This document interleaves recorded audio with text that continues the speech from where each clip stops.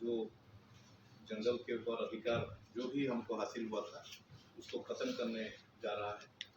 और पिछले parliament session में लास्ट डे में इसको इंट्रोड्यूस किया गया और कानून के मुताबिक उसको 30 वर्किंग आवर में अगर कोई आपत्ति नहीं होगा तो इसके ऊपर डिस्कशन नहीं होगा, वो ऑटोमेटिकली अप्रूव हो जाएगा। तो ये लास्ट सेशन का लास्ट दिन में लाया है, तो कमिंग सेशन में भी और 29 दिन बाकी है और इसलिए हमारे लिए एक चैलेंजिंग टाइम है और हम सही समय पर इकट्ठा हुए हैं। और इसके बारे में मुझे ज़्यादा बोलने का कोई ज़रूरत नहीं है क्योंकि ये सारे लीडर्स बैठे हैं डिफरेंट ऑर्गेनाइजेशन डिफरेंट मूवमेंट्स के, और हम लोग कम बहुत उसके बारे में अध्ययन भी किए हैं। लेकिन प्रेसिडेंट के मेंबर सामने बैठा है। हाँ, मैं प्रेसिडेंट नाम प्रपोज किया है, वो सारे साथी यहाँ आके बैठिए। मेरा जी आइए।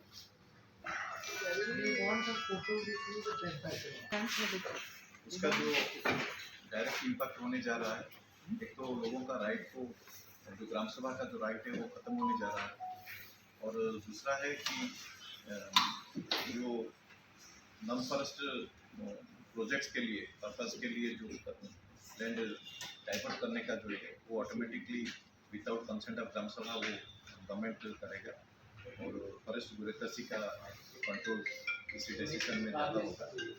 और चौथा है कि लार्ज स्केल डिस्प्लेसमेंट भी होने जा रहा है, जो हम लोग पिछले कुछ दशक में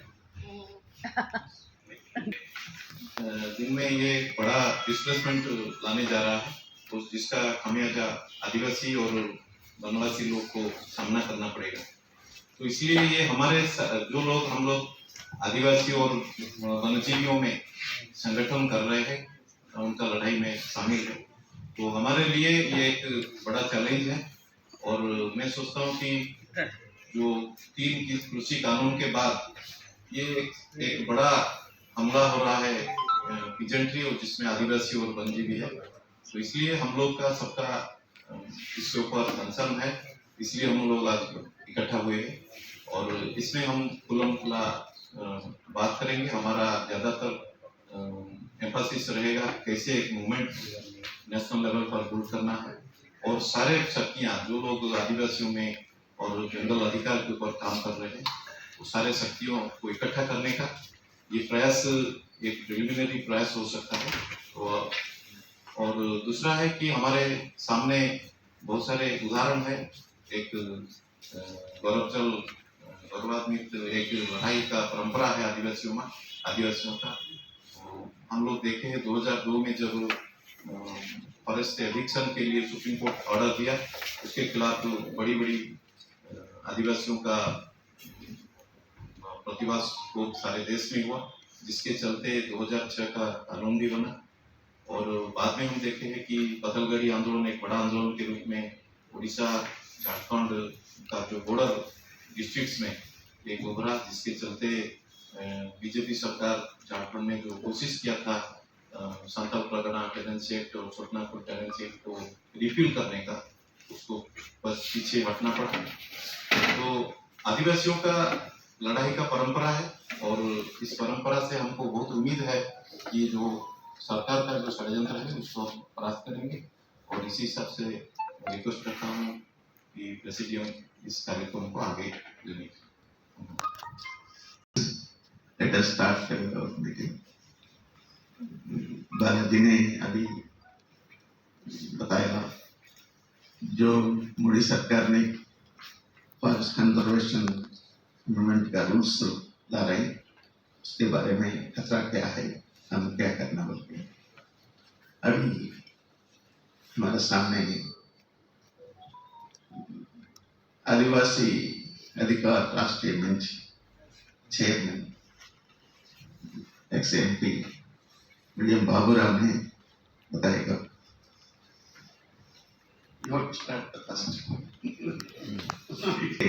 परिचय करेंगे, सभी लोग इंट्रोड्यूस करेंगे, ఎవరికి వాళ్ళు పరిచయం చేసుకోవాలి సభ్యులు। నా పేరు వేములపల్లి వెంకటరామయ్య, मेरा नाम वेमुलपल्ली वेंकटरामయ్య है। ऑल इंडिया किसान मजदूर सभा का national president. I am Dr. William Babu Rao, former MP and chairman of the आदिवासी अधिकार राष्ट्रीय मंच। मैं भालचंद्र उड़ीसा से अखिल भारतीय किसान मजदूर सभा का संपादक हूँ। मैं करण सिंह कोकनी सत्य सेवक क्षेत्रीय सभा महाराष्ट्र नंदुरबार। मधु तेलंगाना। నా పేరు ఎం ధర్మా నాయక్, గిరిజన సంఘం స్టేట్ ప్రెసిడెంట్ తెలంగాణ। मेरा नाम श्री राम नायक, तेलंगाना गिरिजन संघ स्टेट जनरल सेक्रेटरी। मेरा नाम पेचला रंगारेड्डी, AAKMS तेलंगाना। मेरा नाम V Prabhakar, AAKMS Telangana joint secretary. मेरा नाम प्रसाद आना है, JKMK से मैं आया हूँ। నా పేరు పల్లె పుప్పిరెడ్డి, ఏఐకేపు స్టేట్ గౌరవ అధ్యక్షుడు। నా పేరు జక్కుల వెంకటయ్య, తెలంగాణ రైతాంగ సమితి స్టేట్ ప్రెసిడెంట్।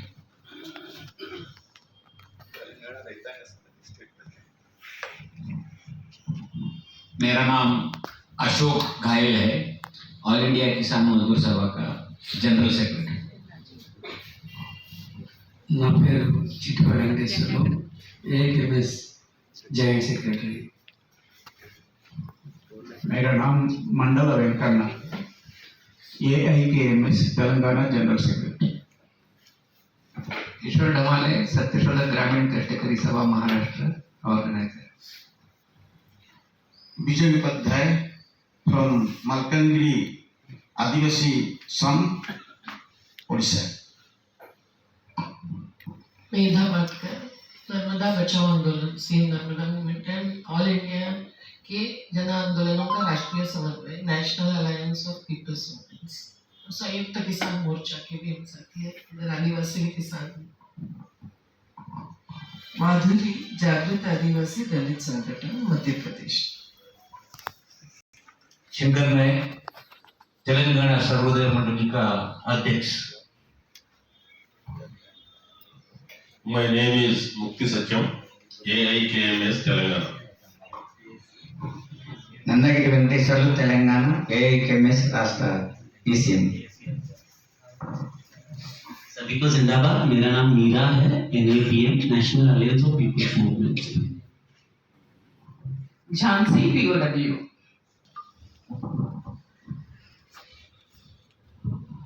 मैं प्रशांत सोनोने, महाराष्ट्र से self respect movement for Adivasi and women tools, मूल निवासी मुक्ति मोर्चा। उसी तरह से मेरा एक यूट्यूब चैनल भी है, क्योंकि बोली मीडिया का काउंटर हमें करना है, तो उबंटू उल गुलाम नाम से। నా పేరు భూమయ్య, AAKMS రాష్ట్ర ఉపాధ్యక్షుడు।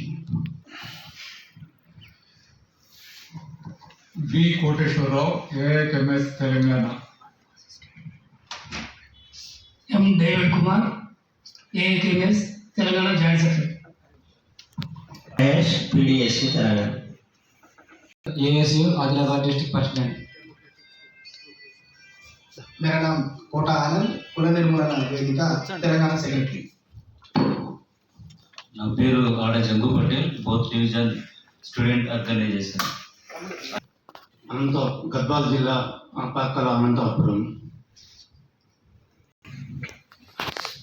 జి గోపాల్, రైతాంగ సమితి ప్రధాన కార్యదర్శి, గద్వాల జిల్లా। Ashish Mittal, AIKMS general secretary. Krishna Prasad, national president of Indian nationalist movement. Mohammad Abdul Ali Zubair, national secretary general Indian nationalist movement. मैं सैयद नवीद हूँ, इंडियन नेशनल मूवमेंट का हैदराबाद का प्रेसिडेंट हूँ।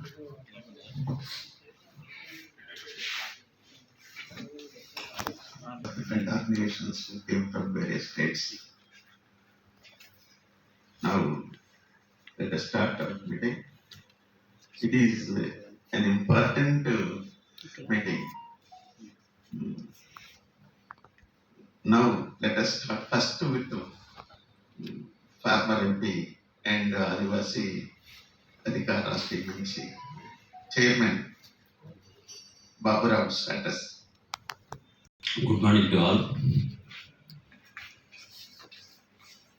Today we met in a peculiar circumstances. One hand, we are fighting for the implementation of the acts, whether they are related to land or forest. And during this tenure, other side government which wants to bypass the rules, regulations, the acts which are there for these two issues, forest and land. So the process of diluting the acts started long back.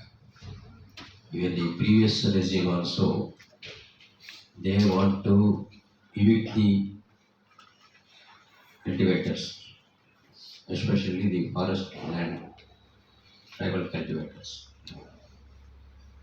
But they were fight them back, and they stopped this process. But now, after 2014, the BJP, RSS-backed BJP government vigorously following and attacking these laws and the people involved in forest and land. One aspect of this attack is bypassing the present laws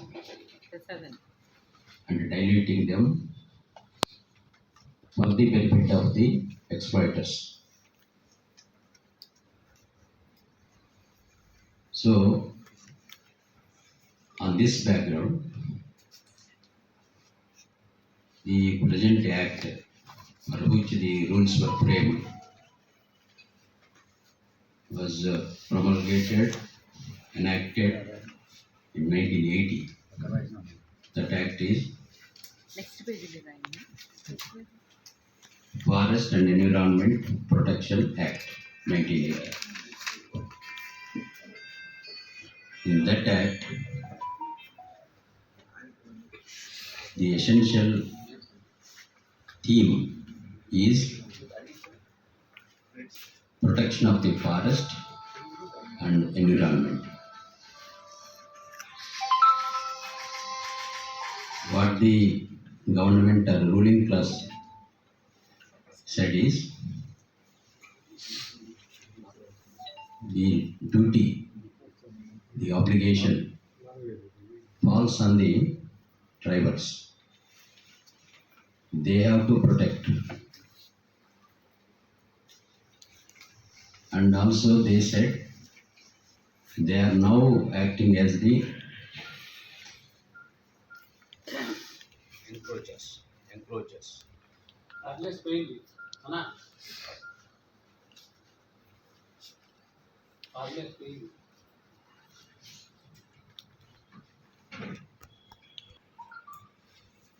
So one side they praised the people in forest, they are protectors of the forest.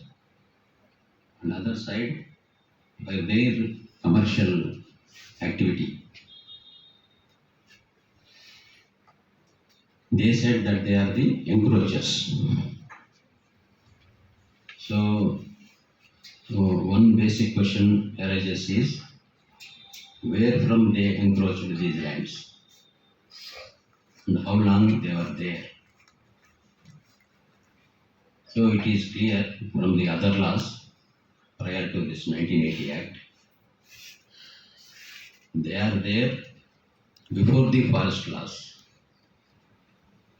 Even the British forest policy was announced in 1860, and the British forest laws were enacted 1864, 65, like that. So these communities, these forest dwellers are living before the commencement of these laws. So naturally they are having the right, inherent right of living and making their livelihood from the forest and forest land. So the industrial policy of the government of India, or at state level also, the ruling classes, they have pressurized the governments. Forests should be diverted. 1980 Act and 1972 Act says that forest is for forest works and forest purposes, not the other purposes. So the agriculture in the forest area, mining in the forest area, they falls under the commercial activities. The construction of highways through the forest and all these things, they are the commercial activities. For those activities, this basic 1980 Act is opposed. So if it is necessary and necessary for the national interest, then it has to, the forest area has to be diverted from the forest purpose to commercial purpose. So for that, now the corporates, the mining corporates and the other pharmaceutical industries, they are all pressuring the government that we are not getting proper land in the tribal areas and hilly areas. So there, their local acts, they gave some special rights to those communities. So that is why in 2016, the guidelines were given by the Ministry of Environment and Forest. In those guidelines, they gave some procedures how to divert and how to utilize them for non-forest purposes. With that aim, they prescribe the public hearing, and in the scheduled areas it is the Gram Sabha. They have to endorse this diversion.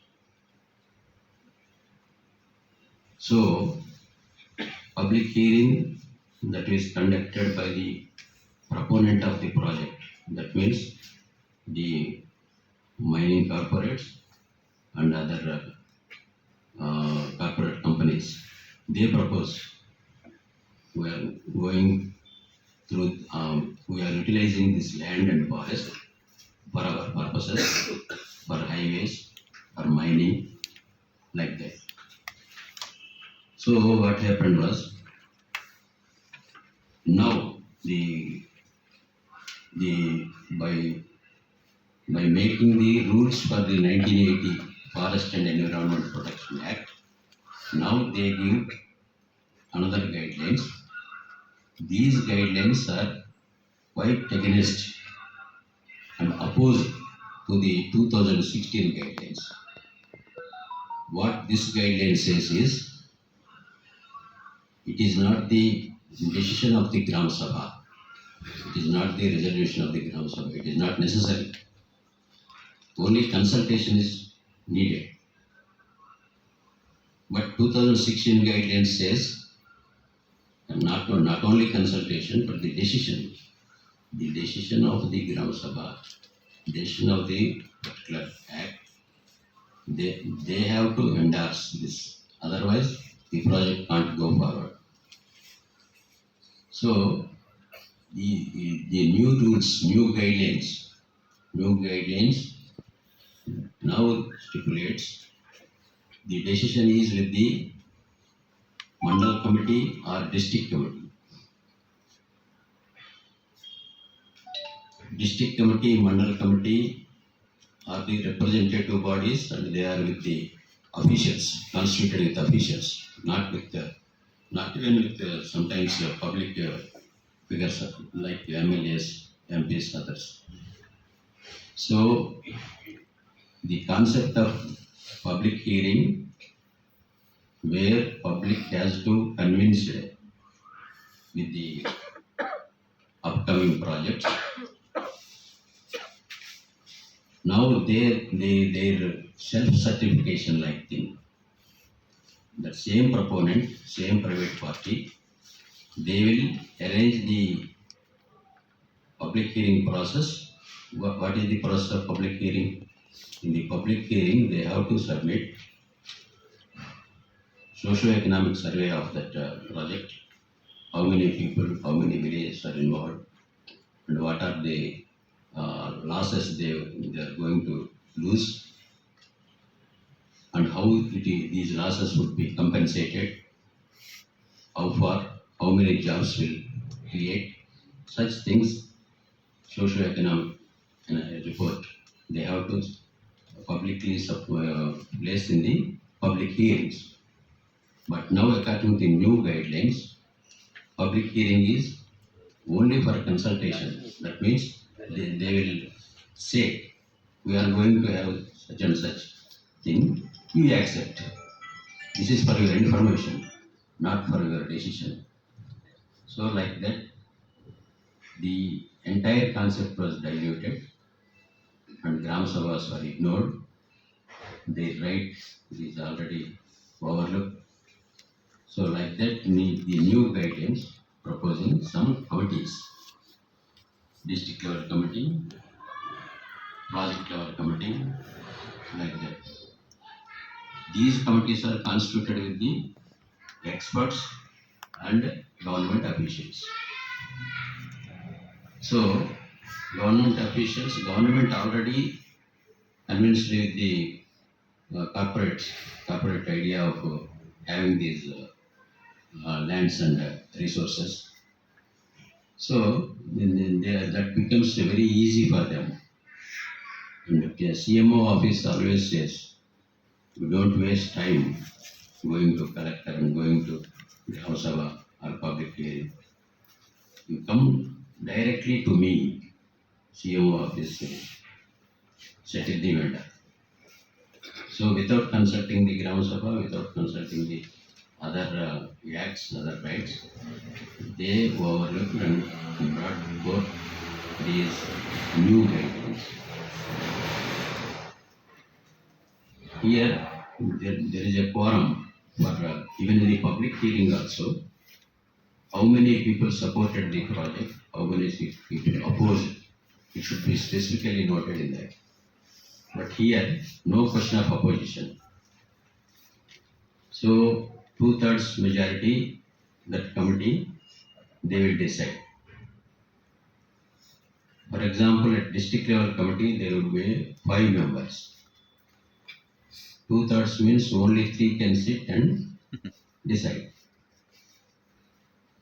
So like that, in the new guidelines, the committees proposed at various levels are only with the officials and the project proponent private party. So no concern, no connection with the public.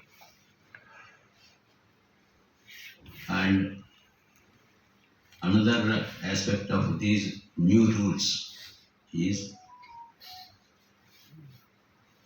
it is bypassing not only the laws, it is bypassing the constitutional mandates. What is the constitutional mandate with regards to 5th and 6th schedule areas? It is a inevitable thing, what the Samata judgment also approves. Without the resolution, unanimous resolution of the Gram Sabha, no project can be taken up in the scheduled areas. In the Land Acquisition Act also, Law Act, there is a Law Act of 2013. So that also says, law is Land Acquisition Relief and Rehabilitation Act 2013. So in that act also, even in the non-scheduled areas, people's acceptance is must. Without that, this project cannot go.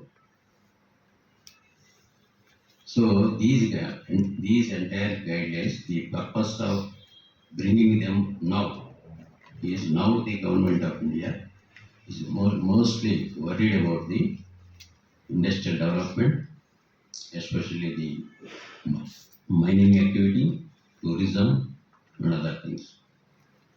So like that, to facilitate the corporates, so it changed the 2016 guidelines and now proposed the new guidelines.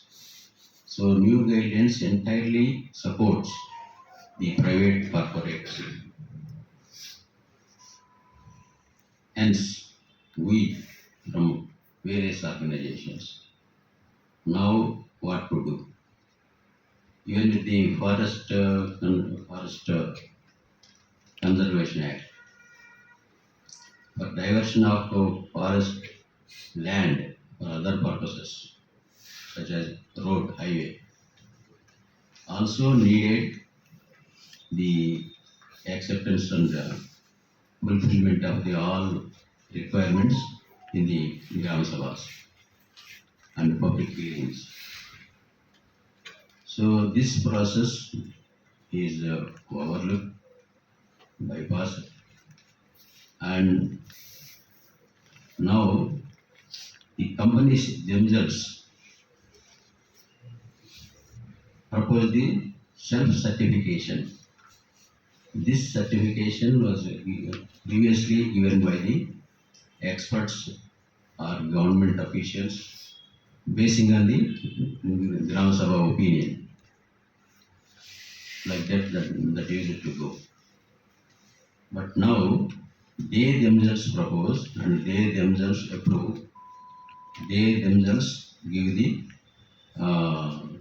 compensation what they like, not what is in the act. In the act there are certain pro-people provisions, but these pro-people provisions also approved by the Gram Sabha. Now people were entire this process ignores the people's involvement. So we now want the government to go back, to change these liberalized rules. They brought it as a rules for 1980 Environment Forest Protection Act, saying that in that act there are other things also. For them there are no guidelines. So we all must think over and what is our activity of disowning these new guidelines proposed by the Minister of Environment and Forest. Implemented in some of the states. Some projects are going on, ignoring all the public involvement. So we must ask that you stop this process of granting permissions to mining and other things unless the guidelines frame were changed, were brought back to the right spirit and which is useful for the people. So like that our demands are two. One is guidelines must be withdrawn, and two is without the permissions, without the proper scrutiny, the mining activities going on in the country, that should be stopped. So, withdrawing the guidelines and stopping the corporate activity in the scheduled areas must be our second demand. And basing on these two demands, we must propose or frame some activity, united. We are fighting individually, separately, since long time. But now the time came, because it is the previously the corporates and governments, they look differently. That is separate, this is separate. They are taking permission from the government like that. Now the government itself is changing its attitude, and freely it is giving permissions without observing any procedures. So we individually or separately, our resistance not sufficient to stop the government. So this is the united resistance only, uniting all the views and all the participants. Our struggle should be united and phased manner, and depending on the government's moves, what the further steps they will take, we don't know. Because government says one thing today and tomorrow it will change. That we are seeing in the Forest Rights Act. Forest Rights Act, the pending claims, almost 42 lakh in 20 states. These pending claims, Supreme Court ordered that the tillers should be drawn out of that land, and that should be the forest land, and it should not be cultivated like this. It is entirely against the essence of the Forest Rights Act. So that is going on in the southern states. Completely they ignore the present laws and they are going with the Supreme Court mandate. So they are evicting the tribals from their land. So like that, in these guidelines also, the present guidelines, they are where the governments are like-minded or supports their views, they are going with the new guidelines. So, in such a case, one side it is in the discussion stage in the parliament, and other side they are implementing. That is the dangerous part of this. So, our united struggle must be brought in, and we must oppose these new guidelines. Thank you. Thank you, Meeting Gaurav. Now speaks MPA leader Medha Patkar. To all colleagues and comrades and sathis belonging to different ideology, but having united, English में बोलो कि हिंदी में बोलो, आदिवासी भाई हिंदी, तो Hindi mix बोलना पड़ेगा, मुश्किल है। तो सभी साथियों को सलाम, जिंदाबाद। हम लोग आज अलग अलग विचारधारा के अलग अलग संगठनों के पर एक कॉमन विचार लेकर यहाँ एकत्रित आए हैं और वो विचार है जल जंगल जमीन प्राकृतिक संसाधनों पर अधिकार किसका होना चाहिए और क्यों। और ये एक बहुत अहम बात आज देश और दुनिया में है कि हमें प्राकृतिक संसाधन बचाने पड़ेंगे। और यहाँ महाराष्ट्र भारत में हम देख रहे हैं कि उन्हीं को छीनने का लूटने का हर प्रयास जारी है, खास करके केंद्र में बैठी हुई मोदी सरकार से। और अलग अलग राज्यों में अलग अलग सरकारें हैं जहां भी हमको सवाल उठाने पड़ रहे हैं। लेकिन ये जो मामला है प्राकृतिक संसाधनों का, वो केवल पर्यावरणीय मामला भी नहीं है और केवल आजीविका का आधार का मामला भी नहीं है। ये दोनों मुद्दे एकत्रित जोड़कर जब हम समझेंगे और देखेंगे कि हमको क्यों बचाना है प्राकृतिक संसाधन, तो हम लोग निश्चित रूप से एक अलग सी रणनीति बनाएंगे। क्योंकि आज हमारे जो जंगल में पीढ़ियों से रहने वाले आदिवासी हैं, जिनको ट्राइबल कहना भी हमें मंजूर नहीं है, लेकिन वो आदिवासी यानी मूल निवासी है, जिस पर बहुत बहस यूनाइटेड नेशंस में हमारी हो गई थी। वो नहीं मानते हैं हमारे जो नुमाइंदे वहां जाते हैं तो, लेकिन फिर आदिवासी का अर्थ ही क्या है। तो पीढ़ियों से वहां रहने वाले आज तक उनको क्यों संघर्ष करना पड़ रहा है, ये बहुत अहम सवाल है। और हम देख रहे हैं कि अंग्रेज सरकार से चल रहे हैं अनेक कानून भारत आजाद होने के बाद अमृत महोत्सव मनाते हुए भी चल रहे हैं या अभी तक चलते थे।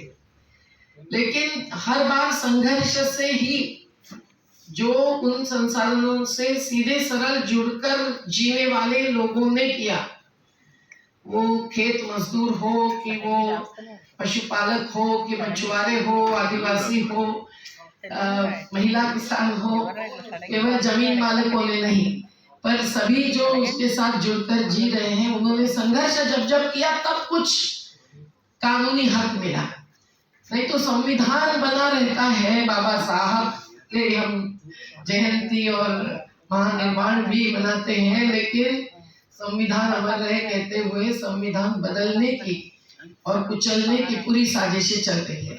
और उसमें जमीन को लेकर भी बहुत बोला जा सकता है, जल को लेकर बोला जा सकता है, जल में नदियां भी है बोला जा सकता है।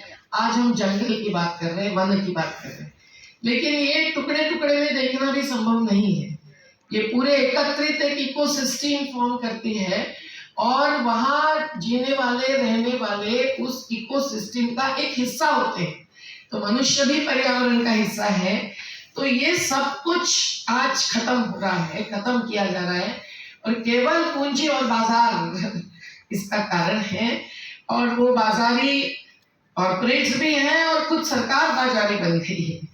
और इसीलिए इसको एक कमोडिफिकेशन जो हो रहा है, उसको एक वस्तुकरण जो हो रहा है, और इनको वस्तु मानकर वो लूटना चाहते हैं और उससे वो मुनाफा कमाना चाहते हैं, और मुनाफा से उनके चुनाव चलते हैं, इलेक्ट्रल बॉन्ड्स वही भरते हैं। आदिवासी कोई इलेक्ट्रल बॉन्ड्स के द्वारा पैसा नहीं दे सकते। ये एक चक्र आज इतना भयंकर आक्रमण कर रहा है, हमला कर रहा है कि इसको हमारे हाथ खून से भरे तो भी रोकना जरूरी है। और ये जो आज का मुद्दा है वो इसी के परिप्रेक्ष्य में हमको देखना चाहिए, क्योंकि ब्रिटिशों से जो भी एक्ट्स आए 1927 के फॉरेस्ट एक्ट तक भी, वो 1865 से 1987 में तक आते हुए जब आदिवासियों के हाथ में कुछ कागजी अधिकार नहीं रहा, तो हम जानते हैं हमने जब 1985 में नर्मदा में चालू किया तो कागज ऐसे भर के ऐसे चुरा के बैग में रखे हुए थे आदिवासी। उनको पता ही नहीं था कि कागज का क्या महत्व है और कागज कैसे रखे जाते हैं। लेकिन वो अधिकार लेने के लिए फिर इतना लड़ना पड़ता है, हमको 37 साल लड़ना पड़ रहा है नर्मदा में, और 50,000 लोगों को मिल भी गया कुछ, लेकिन कुछ बाकी भी है। तो एक जगह पे इस प्रकार से हमने देखा है कि वो कागजी अधिकार जब महत्व का हो गया, तब हमको भी ये देखना पड़ रहा है कि कानून में क्या है और कानून के नियमों में क्या है, और फिर उनके अमल के लिए लड़ना पड़ रहा है। अभी जो 1980 का कानून है, जिसका आप अगर उद्देश्य देखेंगे तो कानून का उद्देश्य एक बोलता है और नीचे अलग होता है। यहाँ उद्देश्य तो एक रिस्ट्रिक्शन ऑन चेंजिंग और diverting forest land for non forest purposes, ये रिस्ट्रिक्शन तो शब्द था उद्देश्य में। लेकिन आप अगर हर्षवर्धन जी जो मोदी जी के पर्यावरण मंत्री रहे, उनका 2019 का एक कॉम्पेंडियम के ऊपर का पत्र देखेंगे तो उसमें उन्होंने बहुत बैलेंस करना चालू करता हुआ स्पष्ट बोल दिया है कि ये प्रोहिबिटरी नहीं है, ये रेगुलेटरी है। तो कैसे शब्दों का खेल होता है ये मैं बताने जा रही हूँ।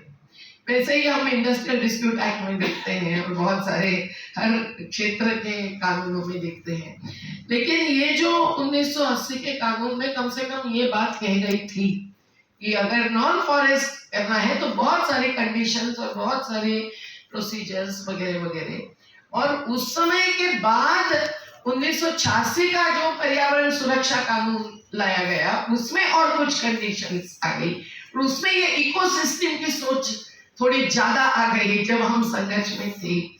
उसके बाद जो आया नोटिफिकेशंस, पब्लिक हियरिंग 1994 का 2006 तक का, उसके तहत कहीं ना कहीं स्थानिकों का सहभाग एक मुद्दा बन गया। पर ये केवल पर्यावरण मंत्रालय के कानून नहीं, तो पेशा कानून जब आया 1996 में और वन अधिकार कानून जो आया 2006 में, तब कहीं ना कहीं आदिवासियों के अधिकार की बात बहुत पीढ़ियों से आजादी के बाद कुचली गई है, नकारी गई है। इस बात को सरकार को भी मंजूर करना पड़ा और फिर कुछ न कुछ बात आई। नहीं तो 5वीं अनुसूची और 6ठी अनुसूची में बैठा हुआ था कि कोई भी कानून राज्यपाल नामंजूर कर सकते हैं, आदिवासी क्षेत्र में ये कानून लागू नहीं होगा अगर उससे उनका अहित होने वाला है।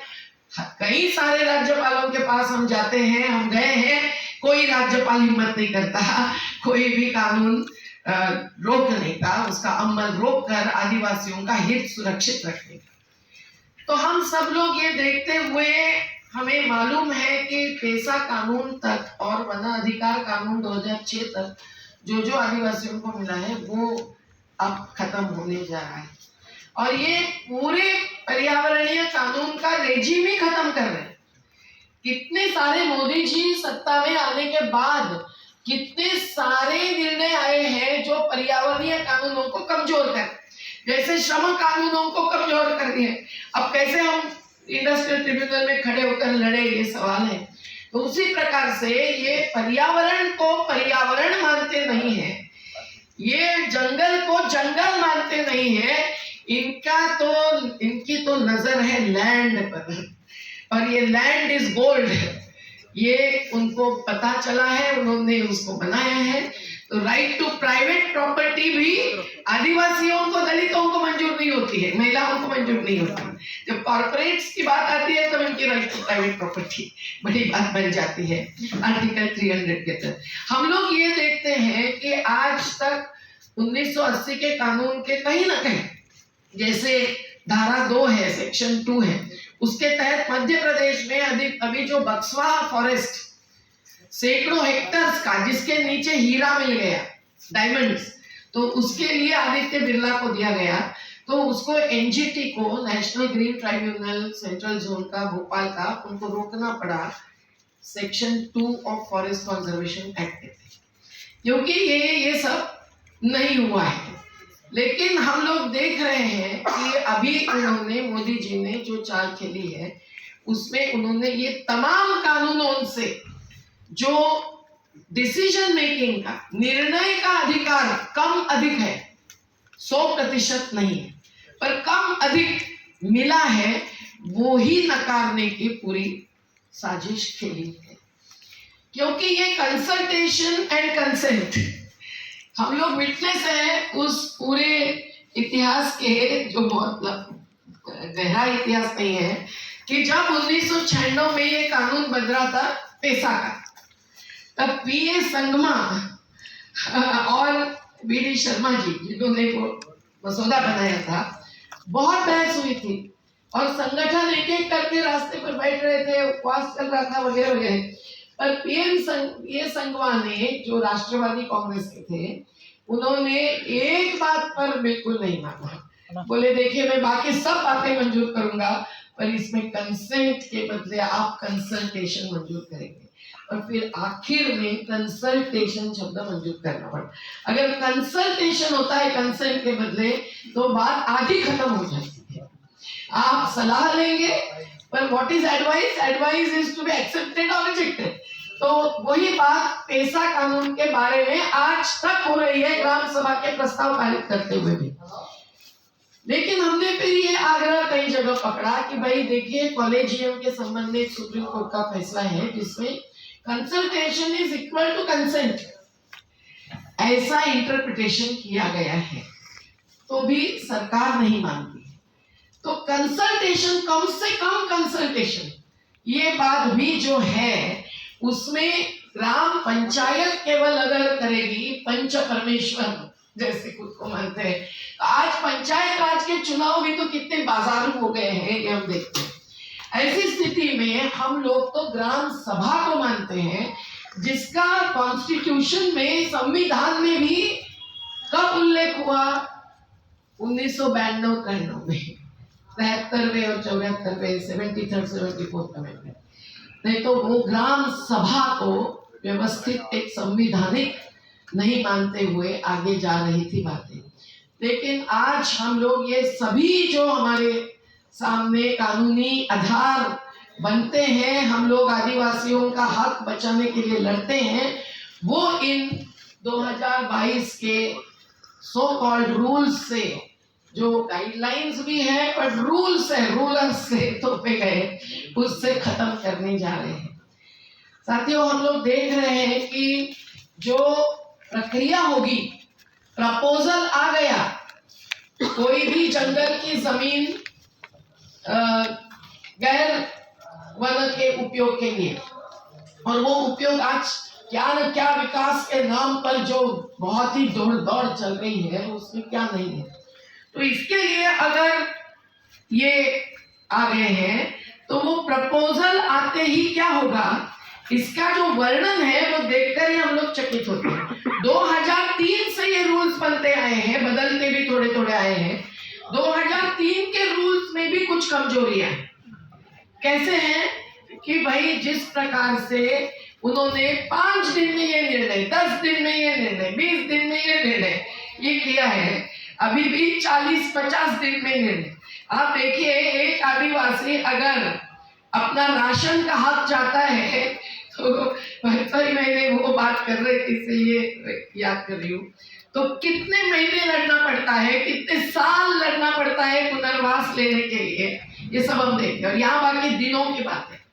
तो इन्होंने वो पूरी प्रोसेस, जैसे सिंगल विंडो सिस्टम कॉर्पोरेट्स को देते हैं, वैसे ये पूरी जो प्रपोजल देने से यूजर एजेंसी जिसको कहते हैं, वो यूजर एजेंसी ने एक प्रस्ताव रखने के बाद जो प्रक्रिया चलेगी, वो इतनी फास्ट प्रक्रिया दी है कि उसमें कोई भी अधिकारी या कोई भी कमिटी पूर्ण रूप से गहराई से निर्णय भी नहीं लेगी, ये पक्का है। ये 2003 के ही रूल्स से मुझे तो दिक्कत लग रही। 2003 के रूल्स में जो एडवाइजरी कमेटी है, उसमें 2 या 3 जो एक्सपर्ट्स है, नॉन ऑफिशियल्स है, उसमें एक्सपर्ट्स की भी बात देखिए आप, माइनिंग, इंजीनियरिंग, इसके एक्सपर्ट्स है। अभी इसमें उन्होंने इकोलॉजी का एक्सपर्ट डाला है, ये एक अच्छी बात अपन मंजूर कर दे। लेकिन ये नॉन ऑफिशियल्स कैसे चुनेंगे आपको पता है। अभी जो नई शैक्षणिक नीति आई है, उसके लिए जो कमेटी बनी है, उसका हर मेंबर आरएसएस का। तो ये कौन कुछ इसको चुनेंगे और वो क्या निर्णय लेंगे, ये हमको पता है। तो आज इसलिए इन रूल्स के द्वारा जो पूर्णतः ग्राम सभा का हक नकारा जा रहा है, वो केवल आदिवासियों तक सीमित नहीं रहेगा। एक बार ये हो गया, पहले ही सरकार की कोशिशें चलती है ग्राम सभा चलने ही नहीं देनी है। कब लगाते हैं, 15 अगस्त की, 17 को लगाएंगे कि 16 को, पता नहीं होता है। आधे लोग गांव के बाहर होते हैं, होती है और अंगूठे लिए जाते हैं। बहुत मुश्किल होता है संगठन को भी कि ग्राम सभा व्यवस्थित चला, और अभी तो वो भी उसको स्थान ही उन्होंने निकाल दिया है, तो फिर क्या बचेगा?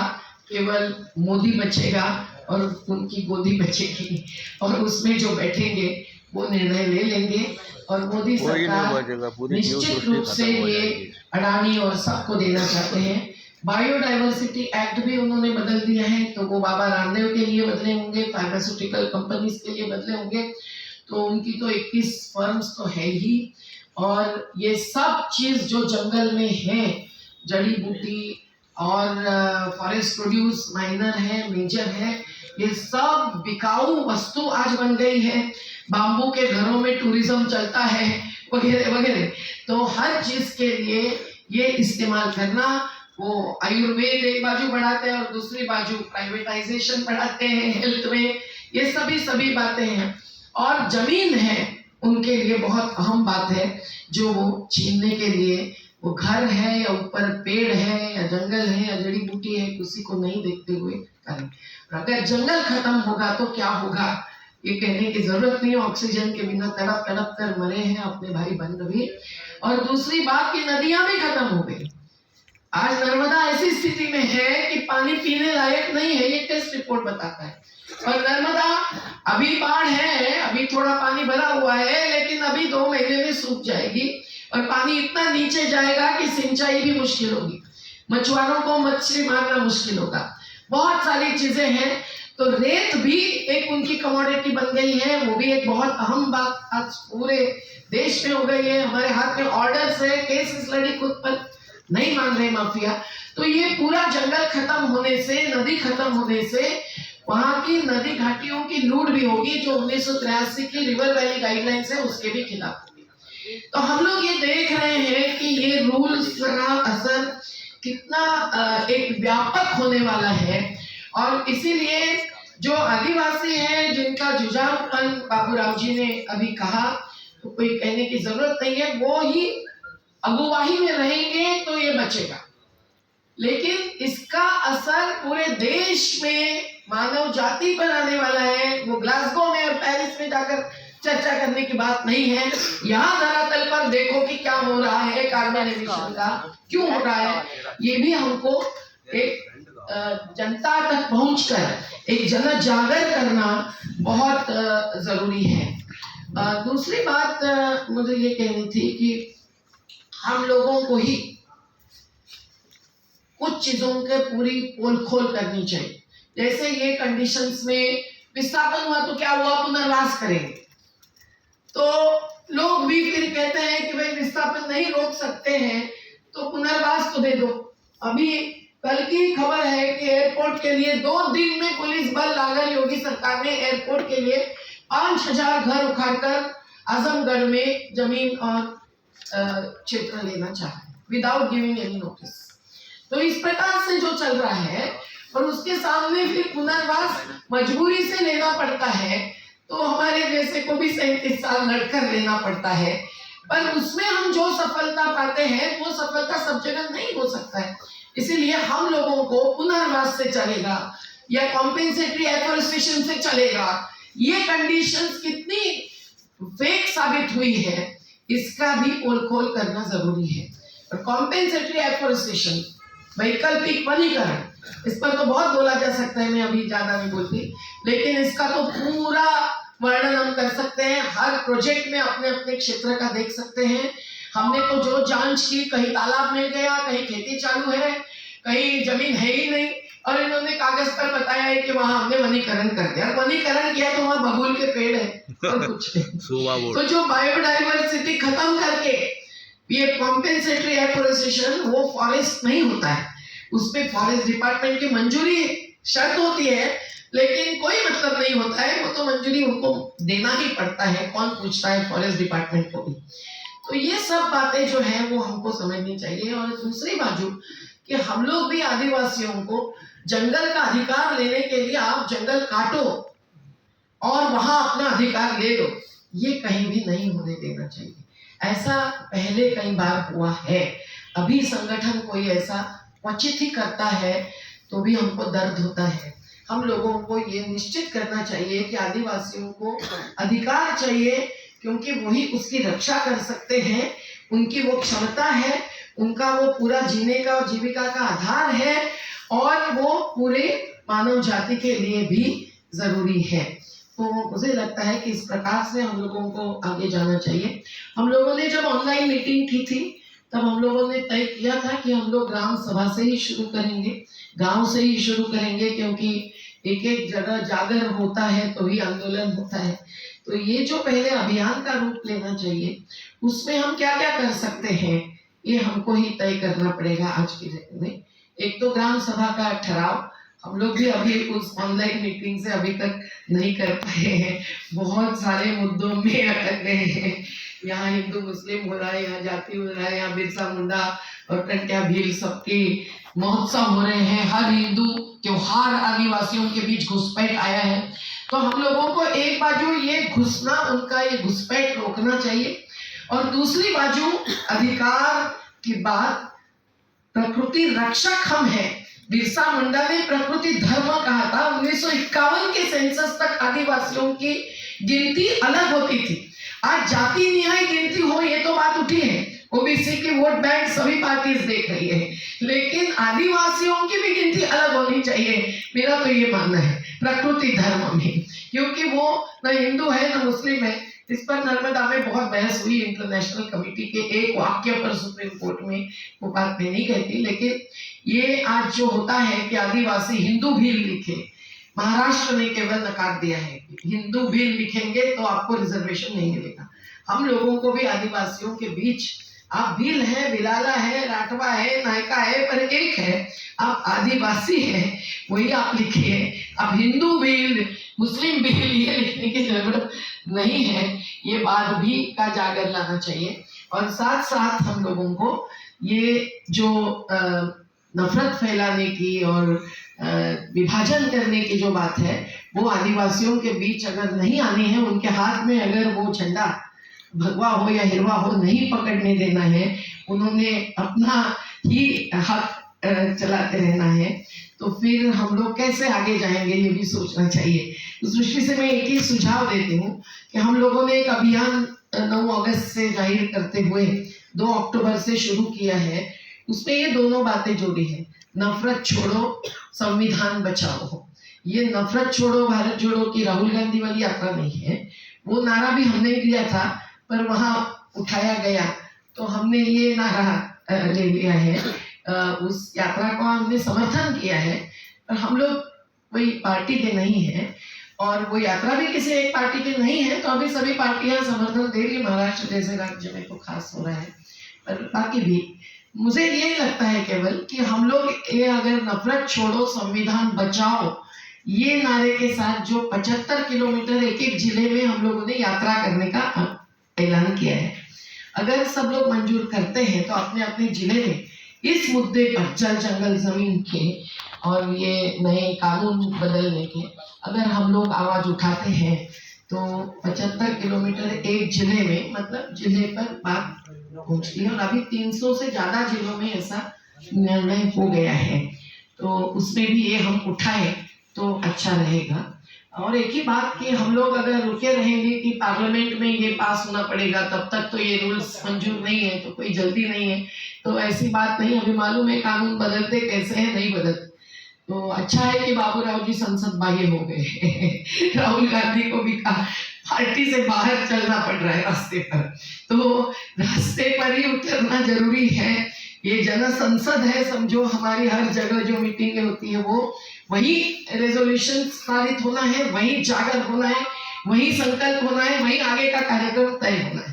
तो इसीलिए डाउन टू अर्थ से अपन शुरुआत करेंगे, तो हर जिले में कम से कम होना चाहिए हमारा सम्मेलन, हमारी यात्राएं। और फिर हम लोग अगर चलो दिल्ली का नारा देना है तो एक नारा हमने दे ही दिया है कि 26 जनवरी से 30 जनवरी तक हम लोग दिल्ली की तरफ चलेंगे और जंतर मंतर पर एकत्रित होंगे। और कि वो शहादत दिवस भी है तो शहीद किसानों को भी उस दिन याद करना है, केवल महात्मा जी को नहीं। और हम लोग कुल मिलकर आज जो ये बर्बाद कर रहे हैं, अभी आज सुप्रीम कोर्ट में क्या होगा वो जो छूट के आए हैं जेल से कल, ये समझ में नहीं आता है। तो संसद कैसे चल रही है, न्यायपालिका कैसे चल रही है, ये हम देख ही रहे हैं। इसलिए हमको तो जनता के बीच जन संसद से ही ये आवाज उठेगा और वही निर्णय होगा, वही हमको मंजूर होगा। जैसे आदिवासी हरदम अपने एरिया को देश कहते थे, उनको भारत देश वगैरह मालूम नहीं था। जब हमने शुरुआत की तब मुझे याद है हमारे पट्टू पाटिल कहते, हमको वो सब मालूम नहीं है, झंडे विंडे की जरूरत नहीं, हमारा देश है। तो कारभारी निर्णय लेता था। तो उस प्रकार का जो विकेंद्रीकरण की आज आवश्यकता है, अर्थव्यवस्था में भी है और पूरे शासन में भी स्वशासन लाने के लिए है, तो ही सही आत्मनिर्भरता उस क्षेत्र से, उस स्तर से चालू होगी। उसके लिए भी ये बहुत जरूरी है। तो मैं ऐलान करती हूँ कि उस प्रकार की यात्राएं अगर हम लोग करेंगे हर जिले में, तो वहां भी ये मुद्दा उठ सकता है। 75 किलोमीटर पैदल चलते हुए, और जो जो कार्यक्रम सब लोग सुझाएंगे हम मंजूर। धन्यवाद मेधा जी।